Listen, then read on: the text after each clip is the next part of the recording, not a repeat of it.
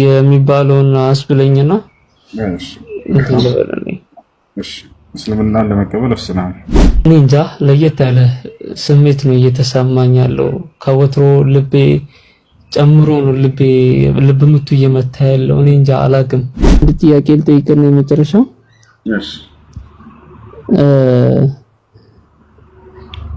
ስለ ቁርአናችሁ ማለት ነው ስለ ሙሴና ስለ ኢሳ እስቲ የሚለውን በደንብ አስረዳኝ እስቲ።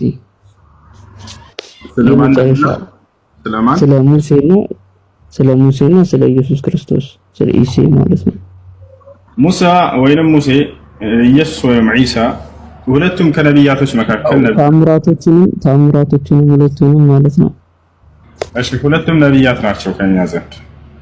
ሁለቱም የተከበሩ የአላህ ነቢያቶችና መልእክተኞች ናቸው። አላህ ወደ እስራኤላውያን ሰዎች የላካቸው ናቸው። መልመሲሑ ብን መርየም ኢላ ረሱሉን ቀድ ኸለት ሚን ቀብሊሂ ሩሱል ይላል። የማርያም ልጅ መሲሁ ከእርሱ በፊት እንዳለፉ መልእክተኞች እንጂ ሌላ አይደለም ይላል። መሲሁ ራሱ ሲናገር ባንደበቱ ቃለ ኢኒ ዐብዱላህ አታኒ አልኪታብ ወጀዐለኒ ነቢያ ይላል። እኔ አላህ ነቢይ አድርጎኛል ብሎ ይናገራል። ሙሳንም ልክ እንዲሁ ኢና አርሰልና ኢለይኩም ረሱላን ሻሂደን ዐለይኩም ከማ አርሰልና ኢላ ፊርዐውነ ረሱላ ይላል። ወደ ፊርዓን መልእክተኛ ላኩኝ ያለው ወደ ፊርዓን የተላከው መልእክተኛ ሙሳ አለይሂ ሰላም ናቸው። እና ወኢዝ ቃለ ሙሳ ሊቀውሚሂ ያ በኒ እስራኤል ወኢዝ ቃለ ሙሳ ሊቀውሚሂ ያ ቀውሚ ኢኒ ረሱሉላህ ኢለይኩም ወደ እናንተ የተላኩላችሁ መልእክተኛ ነኝ እያለ ሙሳ ይነግራቸዋል። ስለዚህ ሙሳም ሆነ ዒሳ መልእክተኞች ነቢያቶች ናቸው። የሁለቱም ተአምር ይለያያል። ሙሳ ለምሳሌ ባህርን የመክፈልን ተአምር ተሰጥቶ ነበር። ያን ባህር በበትሩ ከፍሏል። ፈአውሐይና ኢላ ሙሳ አን ድርብ ቢዐሳከ አልበሕር ይላል አላህ። ወደ ሙሳም ትእዛዜን አስተላለፍኩለት በያዝከው ብትር ባህሩን ምታው ብዬ። ወዳም በመታው ጊዜ ፈንፈለቀ ተከፈለ ባህሩ ይላል። ፈካነ ኩሉ ፍርቅን ከጠውድ ልዓዚም ያም የተከፈለው ልክ እንደ ትልቅ ጋራ ተራራ ሆነ እያንዳንዱ እያለ ይናገራል። ወደዚያ ወደዚህ ተከፈለ፣ ደረቀለት፣ ወዲያው ጋራ ሆነ። ወዲያው አለፉ ህዝቦች ወአዝለፍና ثم الآخرين እዚያው አሳለፋቸው አላህ ሱብሓነሁ ወተዓላ። ወጃወዝና ቢበኒ እስራኤል አልበሕር እንዳለ ሌላ ቦታ ላይ የእስራኤልን ልጆች በባህሩ ላይ አሳለፍኳቸው እያለ ይናገራል አላህ። አንደኛ ያ ነው። ሁለተኛ ከተሰጠው ተአምር ይህች የያዛት ብትሩ ወደ እባብ የመቀየር አቅም ነበራት። ሙሳ ዓለይሂ ሰላም የፈርዖንን ደጋሚዎች የረታበት ያሸነፈበት ድንቅ ተአምሩ ነች እርሷ። ፈአልቃ ሙሳ ዐሳሁ እያለ ይናገራል። ሙሳም ብትሩን ጣላት፣ ወረወራት። ፈኢዛ ሂየ ተልቀፉ ማ የእፊኩን እነርሱ የቀጠፉትን የሰሩትን ቅጥፈት ስራ እርሷም ትለቅማለች፣ ትበላለች እያለ ይናገራል።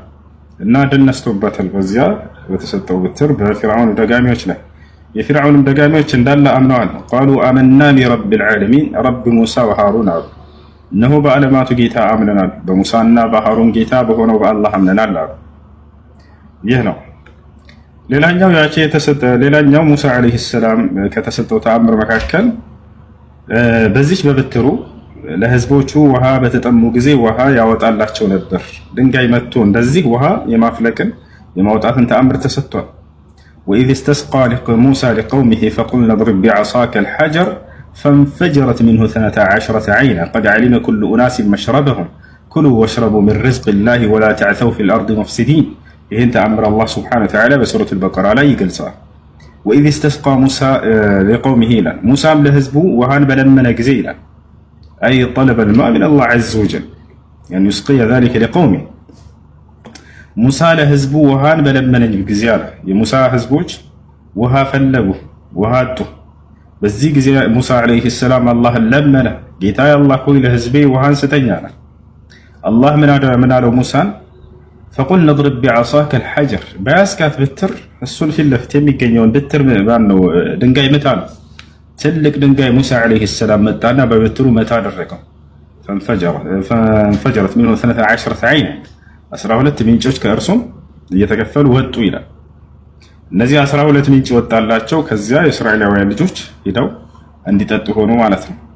ሌላም ተአምር ሙሳ ተሰጥቷል። ሙታንን የማስነሳትን ተአምር ሱረቱል በቀራ የላሚቱ ምዕራፍ የተባለበት ምክንያትም ምስጢሩ ይህ ነው። በእስራኤላውያኖች ዘንድ የዛኔ በሙሳ አለይሂ ሰላም ዘመን አንድ ባለጸጋ ነበር። ይህም ባለጸጋ ሰዎች ለምን ይህን ሰው ገድለንኛ የእሱን ንብረት አንከፋፈልም ተባብለው ያሴራሉ። ከዚያም ማን እንደገደለው አንናገርም፣ ጸጥ እንላለን፣ ንብረቱንም እንወስዳለን አሉ። በዚህ ጊዜ ይህን ሰውዬ ይህንን ነገር አደረጉበት፣ ገደሉት። ጸጋውንም ለመከፋፈል ባሉ ጊዜ ገዳዩ ማን ነው ተባብለው እዚያው ሌላ ነገር ተነሳ። ሁላቸውም ካዱ፣ ሸነጠጡ። እኔ አልገደልኩም አሉ። በዚህ ጊዜ እንግዲያውንስ ሙሳ ከአምላኩ ከአላህ ጋር ስለሚገናኝ አምላክ አላህ ደግሞ ሁሉን አዋቂ ነውና ገዳዩን ሙሳን ሄደን ጠይቀን ያሳውቀን ተባባሉ። ሄዱ እስራኤላውያኖች ሙሳን ጠየቁት። ሙሳ ሆይ የሆነ ሰው በመካከላችን አንድን ሰው ገድሏል። ያን ሰው ገዳዩን ሁላችንም ክደናል። ማን እንደገደለው ፈጣሪህ አላህ ያውቃልና እርሱን ጠይቀህ ንገረን፣ ያሳውቀን ያን ሰው። በዚህ ጊዜ ሙሳ አለይሂ ሰላምን አላህ ሱብሓነሁ ወተዓላ ተአምር ሊያደርግለት ፈለገ። ገብታችኋል? ያን ሙታን ራሱ ሙሳ ሊያስነሳው ነው፣ የሞተውን አካል ማለት ነው። ከዚያ ሙሳ አለይሂ ሰላምን ሙሳ አለይሂ ሰላም አላህን ጠየቀ። አምላክ ያላህ ወይ እኔ የገደለን ሰው ንገረና፣ ሙሳ ሆይ ላምን እንዲያርዱ እዘዛቸው ህዝቦችህን አለው። ወይፈንን ላምን እረዱ በላቸዋል። ለምን ላምን መረጠ? ለምን ፍየል አላለም? ለምን ግመል አላለም? የሚለውንም እንመጣበታለን። አላህ ከትዕዛዙና ከፍላጎቱ ሁሉ በስተጀርባ ትልቅ ጥበብ አለው። ዝም ብሎ በከንቱ አይደለም ላም ያለበት ምክንያት። ከዚያ በኋላ ምን አደረጉ? ሙሳ አለይሂ ሰላም መጣና ላም እረዱ ተብላችኋል አላቸው። ወኢዝ ቃለ ሙሳ ሊቀውሚሂ ኢነላሃ የእሙሩኩም አን ተዝበሑ በቀራ አላቸው። አላህ ላምን እንድታርዱ አዟችኋል፣ ያንን ገዳይ ማን እንደሆነ ለማወቅ አላቸው። ቃሉ አተተኺዙና ሁዝዋ፣ ሙሳ እያላገጥክብን ነው፣ ማላገጫ አድርገህ ትይዘናለህ እንዲህ አሉት። ምን ያገናኘው? እኛ የሞተውን ሰው ነገር እናያለን፣ የማይገናኝ ነገር ላም እረዱ ትለናለህ፣ በዛ እንዴት ነው ማወቅ የምንችለው አሉት። አይ እንግዲህ ይሄንን አድርጉ ተብላችኋል፣ አድርጉ አላቸው። ከዛ በኋላ የሚሆነውን ደግሞ እናያለን። በቃ ይሄን ትዕዛዝ ስጥ ብቻ ነው የተባለው ሙሳ። ቃለ አዑዙ ቢላሂ አን አኩነ ሚነል ጃሂሊን። ከዛ በኋላ እንደምንም ብለው ያችን ላም አረዱ። ታሪኩ ረዘም ይላል። ካረዱ በኋላ አላህ ሱብሓነሁ ወተዓላ ፈቁልነ እድሪቡሁ ቢበዕዲሃ አለ።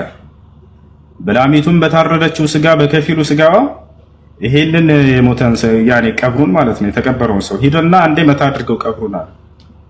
ወዲያው ሙሳ አለይሂ ሰላም ስጋ ዘለላ ነሳና እንደዚህ ከከብቷ መታ ሲያደርግ ጊዜ ወዲያው ያ የሞተው ሰው ተነሳ። ፈቃመ ሚን በይን አልአምዋት ወቃለ ቀተለኒ ፉላን ብኑ ፉላን ሃዛ። በህዝቡ መካከልም እንደዚህ ሳለ ያ ሙታን ተነሳና የገደለኛ አከሌ ልጅ ነው ካለ በኋላ ያውና ይሄ ነው ብሎ ተናገረ። አሁን እዚህ ጋር ብዙ ተአምርና ሙሳ አለይሂ ሰላም ሙታንን አስነሳ አይደለም? ሙሳ አለይሂ ሰላም ይሄ ሙታን አስነሳው። ለምን መረጥ አላህ የሚለውን ልንገራችሁ። እስራኤላውያኖች በግብጽ በኖሩበት ጊዜ ግብጻውያኖች ላም አምልኮ ላይ ነበሩ። ላምን እንደ ቅዱስ ነገር አድርገው ያያት ነበር። የወይፈንን ያኒ ወኡሽሪቡ ፊ ቁሉቢሂም አልዒጅል ይላል። እነዚህ እስራኤላውያኖች ሙሳ ከግብጽ ሳያስወጣቸው በፊት በአላህ ሱብሓነሁ ወተዓላ ፍቃድ በግብጽ ሀገር ላይ ሰዎች ላምን ሲያመልኩና ለላም ትልቅ ቦታ ሲሰጡ ተመልክተዋል። በዚያም ላይ ባለማወቅ ልባቸው ውስጥ የላም ፍቅር አድሮባቸው ነበር። ገብታችኋል አይደለ? ያ ማለት እርሷ ቅዱስ ትሆንልኝ የሚለው ነገር በልባቸው ውስጥ አልጸዳም፣ አልጠራም ነበር። ያን ለማጥራት አላህ ሱብሓነሁ ወተዓላ ምንን መረጠ? ላምን እረዱ በላቸው። ምን ያክል ደካማ እንደሆነች፣ መለኮታዊ ባህሪ እንደሌላት፣ ከራሷ እንኳን መከላከል የማትችል ነገር እንደሆነች በራሳቸው እጅ አርደው እንዲያዩ ፈለገ አላህ ሱብሓነሁ ወተዓላ። ወኡሽሪቡ ፊ ቁሉቢሂም አልዒጅር። በግብጽ ላይ በነበሩበት ጊዜ የላምን ወይንም የወይፈንን ፍቅር በልባቸው ውስጥ ተጠጥተው ነበርና አለ። ወዲያው ጭራሽ ቅዱስ ብለህ የምታምነውን አካል ስታርደው ጊዜ ምን ያክል ደካማ እንደሆነ ስታይ ጊዜ ይቆርጥልሃል። ይሄ ነው። ከዚያ በኋላ ያንን አዘዛቸው። በዚህ ምክንያት ነው ላም የተባለበት ምክንያት። የላሚቱ ምዕራፍ የሚለው ሚስጥሩ ይሄው ነው።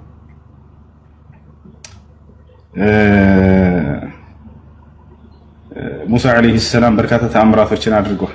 ወለቀድ አተይና ሙሳ 9 አያቲን በይናት ይላል። በእርግጥም ለሙሳ ግልጽ የሆኑ 9 ተአምራቶችን ሰጥቼዋለሁ ይላል። ሌላ ከተሰጠው ተአምር መካከል ፈአርሰልና ዐለይሂም ጡፋን ወልጀራደ ወልቁመለ ወደፋዲዐ ወደመ አያቲን ሙፈሰላቲን ፈስተክበሩ ወካኑ ቀውመን ሙጅሪሚን ይላል። ሱረቱል አዕራፍ ላይ አላህ ሱብሓነሁ ወተዓላ ለሙሳ የሰጠውን ሌሎችን ተአምር ይገልጻለታል። ፈርዖን እንግዲህ እስራኤላውያንን ሙሳንና ሃሩንን እስራኤላውያኖችን ይበድላቸው ነበር፣ ይገፋቸው ነበር፣ ይጨቁናቸው ነበር። በዚህም ምክንያት አላህ ሱብሓነሁ ወተዓላ ያንን በዳይ ፈርዖንን ይቀጣው ነበር። ፈአርሰልና ዐለይሂም ጡፋን አለ ማዕበልን አላህ ሱብሓነሁ ወተዓላ ውሃን ላኩባቸው አስነሳሁባቸው አለ። በውሃ እንዲሰምጥ አደረገው አይደለም። ከዚያ በፊት በዚያው በግብፅ ላይ ያለ ይቀጣው ነበር ፈርዖን። ወልጀራድ አንበጣን ያስነሳበት ነበር። ወደ እህል እንዳለ እየገባ ሁሉንም እህል ይጠዘጥዝባቸዋል። ከዚያ በኋላ ባዶ መና ያስቀራቸዋል። እነዚያን አላህ ሱብሓነሁ ወተዓላ ያስነሳባቸው ነበር አለ። ወልጀራድ ወልቁመለ በልክ እንዲሁ በሰውነታቸው ላይ ማልማት እንዲሆን ያደርጋቸው ነው። ወደፋዲዐ ልክ እንዲሁ እንቁራሪት ነው የምትባለው እርሷን በየምግቦቻቸው ላይ የሄደች እንድትገባና እንዲራቡ ያደርጋቸዋል። ይህን የሚያደርገው የሚቀጣው ያለ ኃጢአታቸው አይደለም። ወደመ ልክ እንዲሁ ደም ይልክባቸው ነበር። የሚበሉት ወጥ እንደዚህ ለምሳሌ ሰርቶ ሰውየው አንድ የፊርዓውን ተከታይ ሊበሉ በሚሉ ጊዜ ወደ ደም ይቀየርባቸው ነበር አይናቸው እያየ። ይህ ሁሉ ለሙሳና ለተከታዮቹ የተደረገ ነው። በማን ላይ ቅጣት? በፈርዖንና በተከታዮች ላይ ሲበድሏቸው ሲጨቁናቸው ነበርና ነው። አላህ ሱብሓነሁ ወተዓላ ማንንም አልበደለም። ወማ ዘለምናሁም ወላኪን ዘለሙ አንፉሰሁም አለ። እኔ አልበደልኳቸውም ነገር ግን ራሳቸውን በደሉ በኃጢአት አለ። ንጹሃኖችን በሚበድሉ ጊዜ እነዚህ በዳዮች ቅጣት ይገባቸዋል። ይህ የአምላክ ፍትህ ነውና ፈርዖንንና ተከታዮችን ይቀጣለት ነበር። እነዚያ ሁሉ ለሙሳ ዓለይሂ ሰላም የተደረገ ተአምር ነበር እና ይህ ነው። ሌላው የዒሳ ዓለይሂ ሰላም ወይም የኢየሱስ ተአምራቶችስ ምን ምን ናቸው ወደሚለው እንምጣ። ኢየሱስ ወይንም የድንግል ማርያም ልጅ ገና አወላለዱ ራሱ ተአምር ነው። አወላለዱ ራሱ ወጣ ያለ ተአምር ነው። ማንም ወንድ ጫፏን ሳይነካት ማርያምን በድንግልናዋ ሳለች እንድትወልደው ተደረገ። የመጀመሪያው እሱ ነው። አላህ ሱብሓነሁ ወተዓላ አወላለዱን ሲገልጽ ተአምራዊ አወላለድ እያለ በቁርአን ላይ ይገልጸዋል። ወሊነጅዐለሁ አየተን ሊናስ ለሰው ሁሉ ተአምር ላደርገው ነው ይሄን ልጅ አለ። ማንም ወንድ ሳይነካት እንድትወልድ ተደረገች። ይዟቸዋል። ወለቲ አሕሰነት ፈርጀሃ ፈነፈኽና ፊሃ ምን ሩሒና ወጀዐልናሃ ወብነሃ አየተን ሊልዓለሚን ይላል። ለእርሷንም ልጇንም ለዓለማት ሁሉ ተአምር አደረግኳቸው እያለ አላህ ሱብሓነሁ ወተዓላ ይገልጻል። አንደኛ ተአምር ነው አወላለዱ።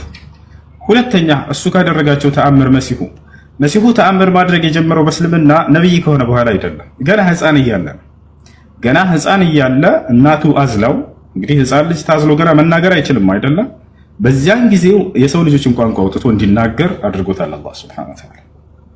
ቃለ ኢኒ ዐብዱላሂ አታኒየል ኪታብ ወጀዐለኒ ነቢያ ወጀዐለኒ ሙባረከን አይነማ ኩንቱ ወአውሳኒ ቢሰላቲ ወዘካቲ ማ ዱምቱ ሐያ ወበረን ቢዋሊደቲ ወለም የጅዐልኒ ጀባረን ሸቂያ ወሰላሙ ዐለየ የውመ ወሊድቱ ወየውመ አሙቱ ወየውመ ኡብዐሱ ሐያ። ይህ ንግግር ዒሳ ሕፃን እያለ የተናገረው ነው።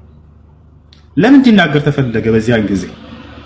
አሁንም ከመናገሩ በስተጀርባ አምላክ አላህ ሱብሓነሁ ወተዓላ ትልቅ ጥበብ አለው፣ ትልቅ ዓላማ አለው። እርሱም ምንድነው?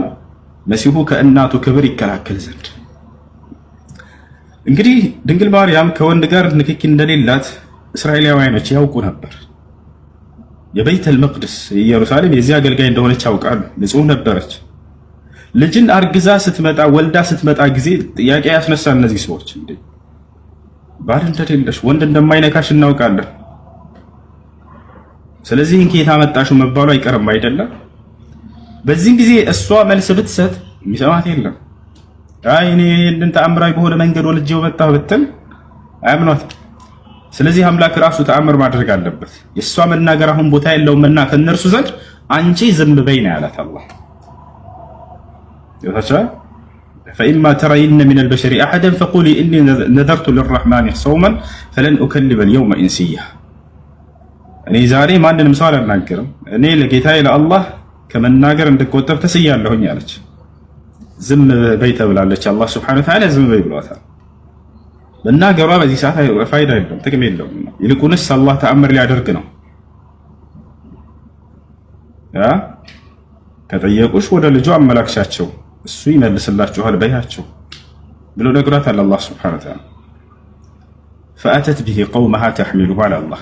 ልጁንም ተሸክማው አዝላው ወደ ህዝቦቿ ሄደች መጣች መርያም። ቃሉ ያ መርየሙ ለቀድ ጅእቲ ሸይአን ፈሪያ፣ እጅግ በጣም አጸያፊ ነገር ይዘሽ መጣሽ አንቺ መርየም አሏት። ያ ኡኽተ ሃሩን ማ ካነ አቡኪ እምረአ ሰውኢን ወማ ካነት ኡሙኪ በግያ፣ አባትሽ መጥፎ ሰው አልነበርም እናትሽማ መንዛሪ አልነበረችም፣ አንቺ ከማን ወጥተሽ ነው እንደዚህ አድርገሽ የመጣሽው ብለው ወቀሷት። ፈአሻረት ኢለይህ ወደ ህፃኑ ማመለከተች። በዚህ ጊዜ ተቆጡ። ከአንቺ ነው መልስ እየጠበቅን ያለ ነው። ቃሉ ከይፈ ኑከሊሙ መን ካነ ፊል መህዲ ሶቢያ፣ ገና በእናቷ አንቀልባ ላይ የታዘለን ህፃን ልጅ ወደ እርሱ እንዴት ታመላክችናለሽ? አንቺ ራስሽ መልሱን መልሽ አሏት። እሱ ሊናገር የማይችል ነው ብለው ጮሁ ምናምን። ወዲያው ግን እንዲናገር አደረገው አላህ። ቃለ ኢኒ አብዱላህ፣ እኔስ እናንተ እንደምትሉት በዝሙት የመጣሁ ልጅ አይደለሁም፣ እኔ የአላህ ባሪያና አገልጋይ ነኝ አላቸው መሲሁ። ለመጀመሪያ ጊዜ መሲሁ የተናገራት ቃል የአፍ መፍቻው ቃል ይች ነች። እኔ የአላህ ባሪያና አገልጋዩ ነኝ አለ። አታኒ የልኪታብ መጽሐፍን ይሰጠኛል ወደፊት፣ ወጀዐለኒ ነቢያ ነቢይም አድርጎ ገና ይልከኛል በእናንተ መካከል አላቸው። ወጀዐለኒ ሙባረከን አይነማ ኩንት፣ በየሄድኩበትም ስፍራ ብሩክ ያደርገኛል የተባረኩ ያደርገኛል አላቸው። ያ ማለት ለሰዎች ይጠቅማል። መሲሁ የታመሙ ሰዎችን በመፈወስ ይህ ነው መባረክ ማለት። ሰዎችን ወደ ቅኑ መንገድ መምራት ይሄ ነው መባረክ ማለት። ወጀዐለኒ ሙባረከን አይነማ ኩንት፣ በየሄድኩበት ቦታም እንድባረክ ያደርገኛል አላቸው። ወአውሳኒ ቢሶላቲ ወዘካቲ ማ ድምቱ ሐያ፣ በህይወት እስካለሁም ድረስ ለእርሱ ብቻ ሶላትን እንድሰግድ ምጽዋትንም እንዳደርግ ለድሃዎች ዘካን እንድሰጥንም አዞኛል አለ። ወበረን ቢዋሊደቲ፣ ለእናቴም በጎ እንደውልም አዞኛል አለ። ወለም የጅዐልኒ ጀባረን ሸቅያ፣ በእናቴ ላይ በእርሷ ላይ ትዕቢተኛና እምቢተኛ አያደርገኝም፣ ታዛዥ ነኝ ለእርሷ ማለት። ይሄ ነው። ከዚህ በኋላ ምን ይበሉ እነዚህ ሰዎች? አፋቸውን ያስያዘ መልስ ነው። ህፃን ልጅ ነው ነው ገና የታዘለ ልጅ መቼም ሊናገር አይችልም። ተአምር ብሎ ማለት ከሰዎች እሳቤና አመለካከት ወጣ ያለ ነገር ነው። ህፃን ልጅ በተለምዶ ይናገራል፣ ገና የታዘለ ልጅ አይናገርም። አላህ ሱብሓነሁ ወተዓላ አፋቸውን ያስያዛቸው እና ይህ ነው መሲሁ ገና ህፃን እያለ ተአምር ጀምሯል ማለት ይሄ ነው። ካደገ በኋላ ነብይ ካደረገው በኋላ አላህ ሱብሓነሁ ወተዓላ መሲሁን በርካታ ተአምራቶችን ያደርግ ነበር። አንደኛ ሙታንን የማስነሳት ተአምር ተሰጥቷል። ሁለተኛ ለምጽ ያለባቸውን የመፈወስ ለምጽ ይሄ ያለ አይደለ ነጭ ሰውነታቸው ነው፣ ያንን ቢስሚላህ በአላህ ስም ብለው ይነካቸዋል፣ ይፈወሳሉ። ልክ እንዲሁ ደግሞ መስማት የተሳናቸው ማየት የተሳናቸው እነዚህን ሁሉ ተአምር ያደርግ ነበር። ለዚህ ማስረጃ በሱራ አሊ ዒምራን ላይ በሱረቱል ማኢዳ ላይ ሁለት ቦታ ላይ አላህ ሱብሓነሁ ወተዓላ ተናግሯቸዋል። በሱራ አሊ ዒምራን ላይ ያለው ምን ይላል? ወረሱለን ኢላ በኒ እስራኢል አኒ ቀድ ጅእቱኩም ቢአየትን ሚን ረቢኩም አኒ አኽሉቁ ለኩም ሚነ ጢኒ ከሀይአቲ ጠይሪ ፈአንፉኹ ፊሂ ፈየኩኑ ጠይረን ቢኢዝኒላህ ወኡብሪኡል አክመሀ ወልአብረሰ ወኡሕይል መውታ ቢኢዝኒላህ ወኡነቢኡኩም ቢማ ተእኩሉነ ወማ ተደኺሩነ ፊ ቡዩቲኩም ኢነ ፊ ዛሊከ ለአየተን ለኩም ኢን ኩንቱም ሙእሚኒን ይላል። በሱረቱል ማኢዳ ላይ ያለው إذ قال الله يا عيسى ابن مريم اذكر نعمتي عليك وعلى والدتك إذ أيدتك بروح القدس تكلم الناس في المهد وكهلا وإذ تخلق من الطين كهيئة الطير فتنفخ فيها فتكون طيرا بإذني وتبرئ الأكمه والأبرص بإذني وإذ تخرج الموتى بإذني وإذ كففت بني إسرائيل عنك إذ جئتهم بالبينات فقال الذين كفروا منهم إن هذا إلا سحر مبين يعني نكره እና ሙታንን በአላህ ፍቃድ አስነሳለሁ አለ። ለምጽ ያለባቸውን በአላህ ፍቃድ ፈውሳለሁ አለ። መስማት የተሳናቸውን በአላህ ፍቃድ ፈውሳለሁ አለ። ሌላም ተአምርን ተሰጥቷል። ወኡነቢኡኩም ቢማ ተእኩሉነ ወማ ተደኺሩነ ፊ ቡዩቲኩም አላቸው። ህዝቦቹን እዛው እያወራቸው አሁን ሄዳችሁ ቤታችሁ ምን እንደምትበሉ እነግራችኋለሁ አለ። ህዝብ እዚህ ተሰብስቦ እያስተማረ መሲሁ እያንዳንዱ መጥቶ ቤቴ ምሳዬ ምንድነው የተዘጋጀው ብሎ ቢጠይቀው ያውቀዋል። መሲሁ ይነግራቸው ነበር። ወኡነቢኡኩም ቢማ ተእኩሉን የምትበሉትንም ከዚህ ሄዳችሁ እነግራችኋለሁ። ወማ ተደኺሩነ ፊ ቡዩቲኩም አላቸው። ልክ እንዲሁ ይሄን ብቻ ሳይሆን ቤታቸው ውስጥ ያካበታችሁትን ምግብ ልክ ጉድጓድ ውስጥ እህል ምናምን ይነግራቸው ነበር። ያን ያስቀመጡትን የደበቁትን ይነግራቸዋል። ይሄን ሁሉ ተአምር ተሰጥቷል። ከተአምራቱ በስተጀርባ ግን ትልቅ ዓላማ አለው። ያ ጀማዓ ነብያቶች ተአምራትን አሳይተው ህዝቦቻቸውን አስጨብጭበው መሄድ አይደለም ዓላማቸው። ከተአምሩ በስተጀርባ ትልቁ ዓላማ ምንድነው መሲሁ ከተባለ ፈተቁላህ ወአጢዑን አላቸው። አላህን ፍሩና አሁን የማዛቸውን ትእዛዝ ብቻ ታዘዙኝ አላቸው። ይሄ ነው ትእዛዛቸው ነው ትልቁ ዓላማቸው። የምትወዱኝስ ብትሆኑ ትእዛዜን ጠብቁ ነው ያለው አይደል? ዋናው ትእዛዙ ምንድነው ታዲያ መሲሁ የፈለገው ከኛ ነው ጥያቄው። አላህን ፍሩና ታዘዙኝ አሁን የማዛቸውን ትእዛዝ አላቸው። ምንድነው ያዘዛቸው? ኢነላህ ረቢ ወረብኩም ፈዕቡዱሁ ሃዛ ሲራጡን ሙስተቂም። ይህች ናት በቃ የእኔም የእናንተም ጌታ እርሱ አላህ ብቻ ነው፣ እርሱም በብቸኝነት ተገዙት፣ ይህ ነው ቀጥተኛው መንገድ አላቸው ይላል። ነቢያቶች ስለ አንዱ አምላክ ለመስበክ ብቻ ነው ያን ተአምር ያደረጉት። እኛ ግን በተአምሩ ላይ ቆመን አሃ ሙታንን አስነስቷል፣ ይሄማ አምላክ ነው በቃ ላ ይሄን ጭራሽ ይሄን አላለም ነብያቶች። መሲሁ ይሄን አላለም። መሲሁ ያን አንድን አምላክ እንድትሰብኩ ነው ይሄን ተአምር ያሳየው። የምትወዱ ከሆነ አንድን ሰው ያን ሰውዬ ምንድነው ከኔ የሚፈልገው? ምን አዘዘኝ ይሄ ሰውዬ ነው ተታላ አይደል? ስለዚህ መሲሁ የፈለገው ምንድነው? ያን የላከውን አንዱን አምላክ አምልኩ ለማለት ነው። ኢነላህ ረቢ ወረብኩም ፈዕቡዱ ሃዛ ሲራጡን ሙስተቂማ፣ የእኔም የእናንተም ጌታ እርሱ አላህ ብቻ ነው፣ እርሱም በብቸኝነት ተገዙት፣ ይህ ነው ቀጥተኛው መንገድ ብሎ ሄደ። በቃ አለቀ። እና ይሄን ይመስላል። መስፍን ሌላ ጥያቄ አለ? አመሰግናለሁ። ያው እሺ በቃ ግን አንተ ነገር ልንገርህና እሱ ማለት እኔ እንጃ አሁን አንተን በማዳምጥበት ጊዜ ላይ ብዙ ጥያቄዎችን ብዙ እንዳንተ እውቀት ያላቸውን ሰዎች ጠይቃለሁና እንደ አጋጣሚ ሆኖ የሆነ ኡሳማ የሚባል ልጅ አለ እንዳንተው እንደዚህ ንጽጽር ላይ የሚሰራ አሁን ኦልሞስት 2 ወር ምናምን ሆኖኛል ካየሁት። ላገኘውም ሞክሬ ነበረ፣ እሱ ያለበት አካባቢ ነው ያለሁትና ላገኘውም ሞክሬ ነበረ አላገኘሁትምና እኔ እንጃ ለየት ያለ ስሜት ነው እየተሰማኝ ያለው። ከወትሮ ልቤ ጨምሮ ነው ልብ ምቱ እየመታ ያለው። እኔ እንጃ አላቅም፣ ምን እንደምል አላቅም። አይስወር እንደዚህ ስለ የምሬን ነው እየነገርኩ ያለሁት። እኔ እንጃ ብቻ ያው ቀጥተኛው መንገድ የሚያውቀው ፈጣሪ ነው፣ ጌታ ነው የሚያውቀው ቀጥተኛው መንገዱን። ኦኬ እሺ እቃ እንትን በለኝና የሚባለውን አስብለኝና እንትን በለኝ። እሺ እስልምናን ለመቀበል ወስነሃል? ያ እሺ የምለውን ቃል አብረህ እየተከተልክ ነው። ኦኬ አሽሀዱ አሽሀዱ ምን አልከኝ? አሽሀዱ አላ ኢላሃ ኢለላህ ወአሽሀዱ አነ ሙሐመደን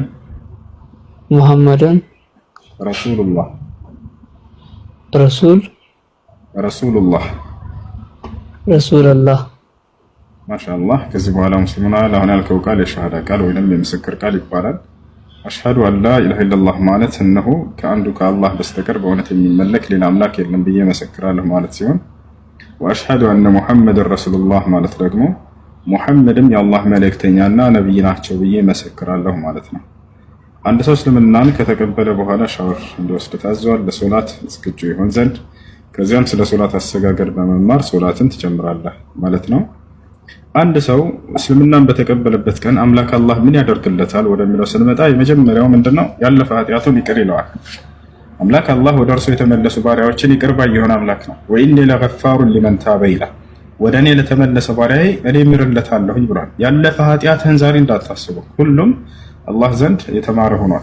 ከአላህ ዘንድ ልክ አንድ ህፃን ልጅ ከእናቱ ሆድ በሚወጣ ጊዜ ያለ ኃጢአት ሆኖ እንደሚፈጠር ልክ እንዲሁ ወደ እስልምና የመጣ ሰው ያለምንም ኃጢአት ንጹህ ተደርጎ ነው ከአላህ ዘንድ የሚቀበለው።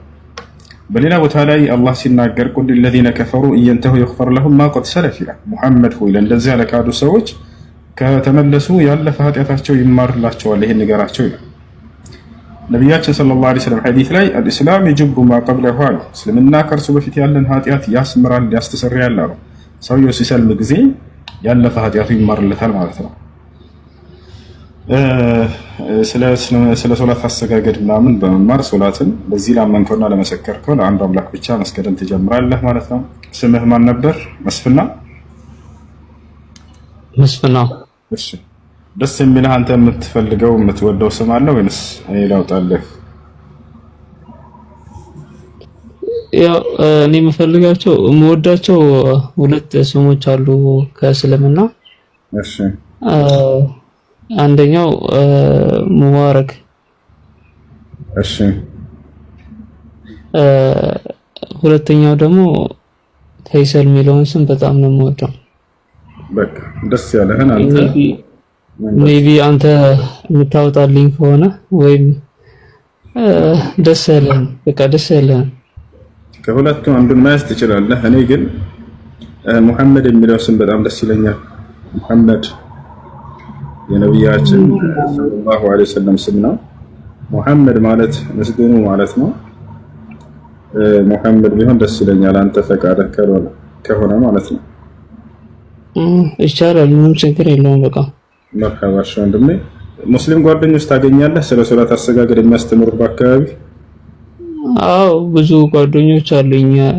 አንደኛም የነሱ ውጤት ነው ማለት ያው እነሱ ጋር ሲሆን እጅ ላለመስጠት በጣም እከራከራቸዋለሁና ያው ግን ብቻህን ስትሆን መንፈሳዊ ነገራቶች ሰላም አላገኝም። በቃ ወንድሜ አንድ እውነት ልንገርህና በቃ ማለት ከነሱ ጋር ሲሆን ያው ከላይ እንደዚህ እንትን ለማለት እሞክራለሁ፣ ግን ከነሱ ጋር ከተለያዩ በኋላ በቃ ሰላሜን አላገኝም። በጣም ብዙ ነገራቶች ውስጤን ይረብሹኛል። ያው የግል ኬስ ስለሆነ እዚህ ላይ ብዙ እንትን ባልልም ደስ ይለኛል፣ ግን በቃ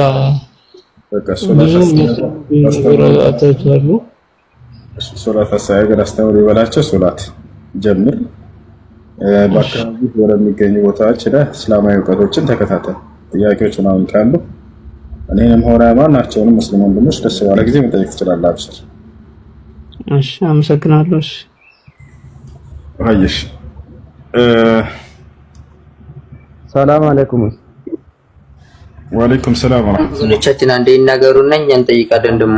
እሺ ያልፋል። ጥያቄ አለሽ? እኔ ከላይ ያለሽ አለች። ጥያቄ አለሽ? ይሰማሻል? መጀመሪያ ነው የመጣኸው። ነገር ግን አንድ ክርስቲያኖችን እናስቀድማቸውና ከዚያ ትቀጥላላችሁ። ሙስሊሞች ሁሌ ታገኛላችሁ። ምናልባት እነዚህ ዛሬ ሊሆን ይችላል እያለፈ ያገኙም እነሱ ልክ እንደ እንግዳ እናስቀድማለን አይደለ? እሺ ክርስቲያን ጥያቄ ካላችሁ ቀጥሉ፣ ከሌላችሁ ሙስሊሞች ትቀጥላላችሁ። ከላይ ያለሽው ይሰማሻል? ያልፋል። እሺ ነቢ ጥያቄ አለሽ? ሰላም አለይኩም ሁሱ። ወአለይኩም ሰላም። ሙስሊም ከሆንሽ በቃ ሌሎች ተራሉ በተራ ትጠይቃላችሁ። እሺ ጥያቄ ለኔ ሰላምቴ ነኝ ግን እና እሺ በቃ አስቀድሟት ልጆች። ሁሱ ለምን ፈገግ አትልም?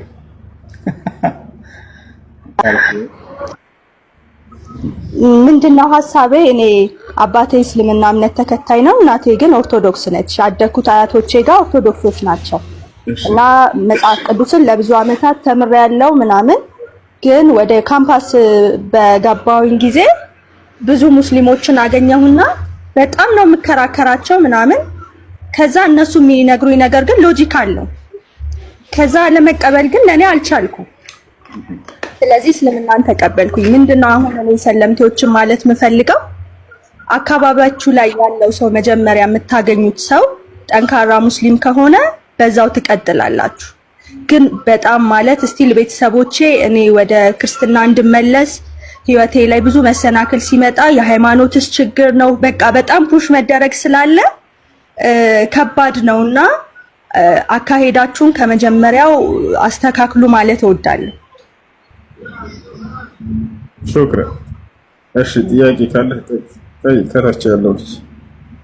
እሺ ሌላ ደግሞ ጥያቄ ምንድነው?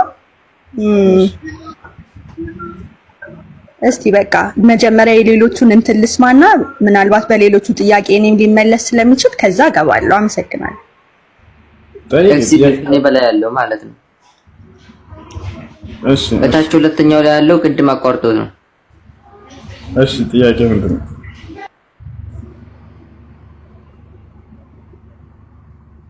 እየጠየቀ ነበር በመሀል አቋርጠው ነው። እሺ ኤክስቪ ጥያቄ አለ?